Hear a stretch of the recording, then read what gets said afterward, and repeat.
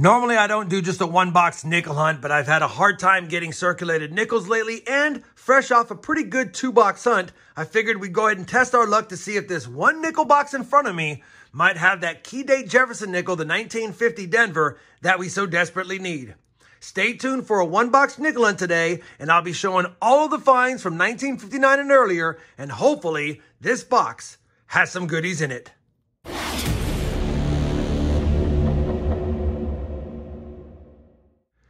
Hey everyone, it's RobFindsTreasure. Welcome back to my channel. Like I said in the intro, just a one-box nickel hunt today. And based on what I saw from the bottom side, it's definitely circulated. And I saw a lot of older enders, so it could be a good one-box hunt. And boy, was it a good one-box hunt.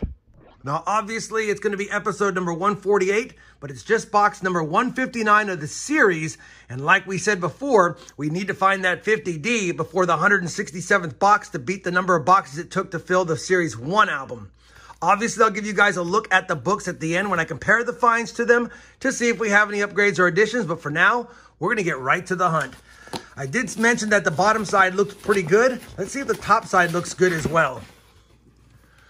All right, you know, the top side does not look as good as the bottom side, but I do see a lot of older Jefferson enders, so it could be a decent hunt. Let's see what we get in this box. I'll be showing all of the finds like I mentioned earlier from 1959 and earlier, and hopefully we get some silver, some buffaloes, 4 nickels, proof nickels, but more importantly, some better dates, namely that 1950 Denver. I'll be back as soon as I have a find in this one-box hunt. Roll number 5 will give us our first find, and it's going to be a 1946 Jefferson nickel from Philly. Well, we're already on roll number 11, and this box has started off really slow until now. Just splashed out roll number 11, and take a look at this. We've got a buffalo nickel, and I haven't seen one of these in my area in a while. And this one looks like it could be pretty old. It might even have a mid-mark, actually. I think there's a mid-mark down there. Can't tell with the damage if it's a D or an S, but we'll look at that closely here in a second.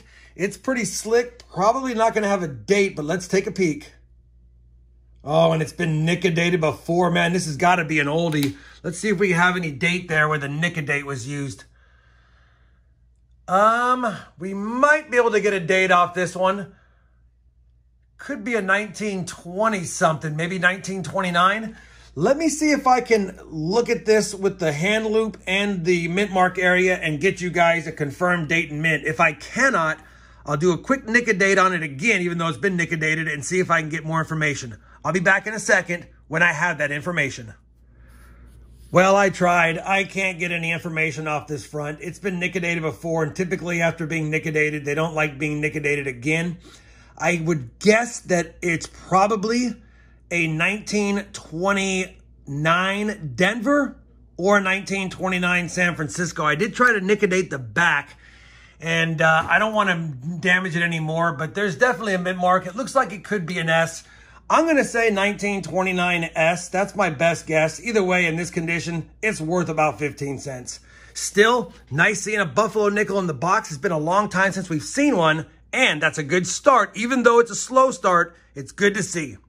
Now let's get back to the hunt. Same roll, and we got a beauty. Take a look at this. It's a pretty nice 1958 uncirculated nickel. If it's the Philly, it's a better date. If it's Denver, it's common. And it'll be Denver. Still a nice nickel. Any steps on this bad boy? No, not full steps. Probably wasn't struck with them either. But either way, I'll definitely take a 1958 Denver for sure, especially in that condition. Could be an upgrader. We'll have to see. Roll number 12, a 1959 nickel from Denver with some damage. Roll number 17, let's add a 1957 nickel to the board from Denver. Well, holy cow, guys. This box has been slow. We're on roll 28. I just pulled a 2009 Denver out of the previous roll. Thought about filming it, but I figured I'd bring it up in the wrap-up. But since I have you here, just grabbed roll number 28, flattened it out. The first thing I saw on the back right there was a buffalo nickel. But that's not the star of the roll. As I flattened them out and looked down, take a look at this. Take a look at that. That is a Liberty Head V nickel as well in the roll. We only have 6 finds through the first 27 rolls, and I said the box looked pretty good by the enders on the bottom side, but it hasn't panned out yet until now. Unbelievable. Let's grab the buffalo nickel first. Holy cow, 2 buffalo nickels already in this box. And that is going to have a mint mark as well. And it has a date. I think I can see a date there. Looks like it's been nickel-dated again, but man, is that a teens? I'll have to look at it with my loop. And definitely has a mint mark as well. And I think that's another Denver. That's for sure a Denver. Let me see what year it is. We'll get to the V-nickel in just a second, but let me see if I can get a year off this nickel here real fast.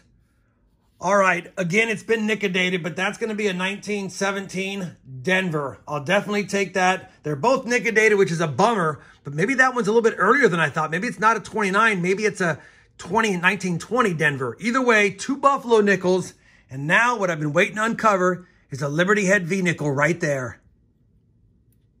What year is it? 1898.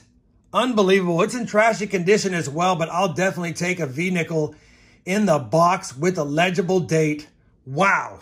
2 buffalo nickels and a V-nickel. If we find a silver nickel, we'll have the trifecta in a 1-box hunt.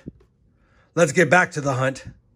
Holy cow. This hasn't happened in a long time. Same roll. Another buffalo head nickel. Unbelievable.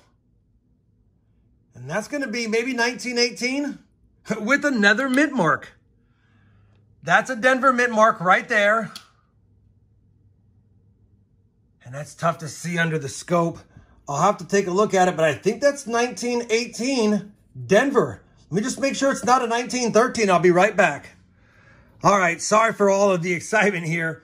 I did confirm it is a 1918. I'm trying to get the right angle for you guys. And no, I did check. I do not see the 8/7. Again, it's been nickel-dated, I believe. So 3 nickel-dated buffalo nickels, all with Denver mint marks. And we had the 17D, the 18D. And again, that's got to be a 1920 now, Denver, and not a 29. Unbelievable. 3 buffaloes and a Liberty nickel through 28 rolls. Nothing else in that roll. I went back. I meant to say that this one might be a 1920 Denver. I had them in the wrong order. So 17D, 18D, possibly a 20D, and an 1898 Liberty Head V-nickel. We have 22 rolls to go. Let's keep going. Very next roll, roll number 29. Don't see any buffalo nickels, but we do have a 1948 Jefferson nickel from Philly. Same roll, box is heating up. Take a look at this. Second year, 1939 Jefferson nickel. Is there a mint mark? There is not a mint mark, which means it's Philadelphia. That's the common one. But I do want to double check to see if there's any doubling. There is not. No mint mark. We'll take a look at that R. All right. 1939 Jefferson nickel found in the box. Well, we've got a dandy of a box here. Roll number 30, the end coin. I flipped it around, saw that it had a Denver mint mark, looked old, and sure enough, it's a 1942 Denver. Now, that's a better date. But we do want to check it for that D over horizontal D mint mark, which it does not have. That's not the only find of the roll, however. Take a look at this. Yet another buffalo nickel in this roll and in this box. Another mint mark on the reverse. And this time, that's a San Francisco. We have a San Francisco minted. Looks like it's an older design. And it's also nickel-dated. I think I see a date. Could be a teens. Let me confirm it and bring it back. Well, I've confirmed it. It's another teens. I don't know if you guys will be able to see this. Probably not. But it is a 1916. I think you can barely make out the last 6 right there. It's a 1916 San Francisco buffalo nickel number 4. And this is where they all been hiding because I haven't seen them for a while. And we've got 4 in the box already. Roll number 31. A 1957 Jefferson nickel from Denver. Roll number 32.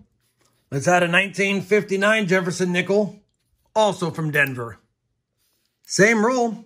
A nicer 1959 Jefferson nickel, this time from Philadelphia. That's a lower mintage. I'll take it. Couple of beauties in the box, along with all those.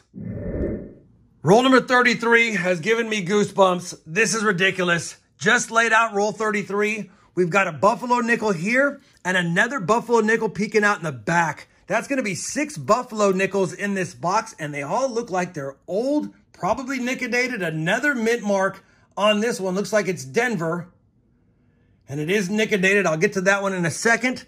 And then back here, another buffalo nickel, another mint mark, and more nickel-date. That one might be older. Let me take a look at both of these dates, and I'll bring you back in yet again. Since they were nickel-dated, I went ahead and reapplied nickel-date, and this time it did help.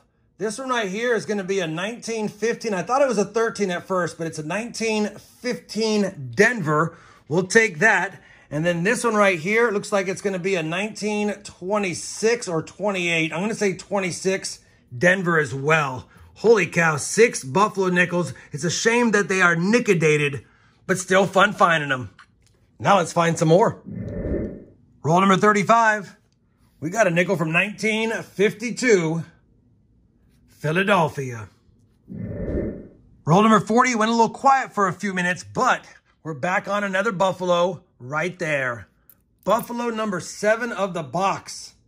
And that one might be nickel-dated as well, but it's a 1916 Denver. 1916 Denver. We'll definitely take that. This time not nickel-dated, or at least not as much. And that's now 7 buffalo nickels through the first 40 rolls. Roll number 41. Got a 1949 Jefferson nickel, first from that year. Is that an S? If that's an S, that's a semi-key date, and it is. 1949 San Francisco semi-key date nickel in the box. It just keeps getting better. Same roll. At a 1947 Philly to the board. Still the same roll, and take a look at this, 1 year off. 1951 Philadelphia. Roll number 42 is going to have 2 more finds. In the front, we have a 1946 Philly, and in the back, we have a 1954 San Francisco lower mintage. Roll number 43. First nickel from 1953, and that's a Denver. Same roll, a 1957 Denver. Roll number 46, Buffalo nickel, number 8. Looks pretty damaged. Again, mint marked. I'll have to see if that's a Denver or a San Francisco. I think it's a San Francisco, and it might be a 1914. Let me take a look at that mint mark first. Definitely a San Francisco, and we'll be able to see it with the scope. Yeah, we can see it. 1914. 1914. San Francisco is not the key date or semi-key date, but it's still a better date. Holy cow. That's the oldest one we have found, and now there's 8. Roll number 48, just a nickel from 1959, Denver. Well, we finished that 1 box nickel hunt, and I'll tell you, I'm going to go back to that bank tomorrow and grab another box if they have one that's not uncirculated, because that was a fun hunt. A total of 29 finds on the board from 1 box. Can't get mad at that. A lot of common stuff up here. There's some slightly better dates like the 51P, 52P, 53D, and 54S. Outside of those, though, we got some lower mintages and some better finds down here. 2009 Denver, lower mintage. 1939, common but still cool to see. A 1942 Denver, lower mintage. A couple of lower mintage and nice coins, a 58P and a 59P. The 58P is astonishing as far as being found in circulation. A semi-key date 1949 San Francisco. Been finding those lately. 8 buffalo nickels, and I tried my best to nickel-date them or take some time to really figure out what they were. We got a 14S, 15D, 16D, 16S, 17D, 18D, confirmed 26D, and I believe on that one I was confused about 28D, but I'm not 100% sure. Could be a 28S, could be a 26S, which is a tough date, but I can't make out that last digit properly. 8 buffalo nickels, and on top of that, we got a little icing, an 1898 V nickel found in circulation. Unbelievable. Looks like somebody took their older nickels and dumped them into the bank. That's the only thing I can think of. It must be a collection dump. Maybe we have part in this box. Maybe somebody else got the other box. Maybe I can still get the other box that has more nickels like this in it. Either way, that was a fun hunt. I don't know if we have any upgrades or additions. We might, but let me go ahead and compare all of today's finds to the album to see if we do. And I'll bring you guys back in with a look at the books and some final thoughts on this ridiculous, fun one-box nickel hunt. Well, I've compared all of today's finds to both nickel albums, and I made a blunder. I said in the wrap-up that we had a 58p and a 59p. It was a 58D. I had to make sure of that. That way you guys know. We did not need to upgrade the 58D in this book because it was too nice, but we could use the 58D in this book right here. It's a beauty. That one, of course, is still pretty nice. No upgrades, no additions for this book. We didn't get any silver, and of course, no 50D today. But we had a great time, and we got an upgrade for the Series 3 album. That being said, 159 boxes have been searched now, stuck at 135 out of 136, and 92 boxes of finds for Series 3, and we have 62 out of 65, of course, that upgrade as mentioned. It was good doing a one-box hunt today because A, it was a good box, and B, it leaves us with 8 boxes left to catch the Series 1 set of books, and that makes it an even number when I do 2-box hunts normally. Hopefully you guys didn't mind only a 1-box hunt today. I wish I would have had the sister box to that box, but man, I may have set a record on buffaloes. I don't think I've ever found 8 in a box before. I know I found a lot of silver war nickels in a box, but not the buffalo nickels.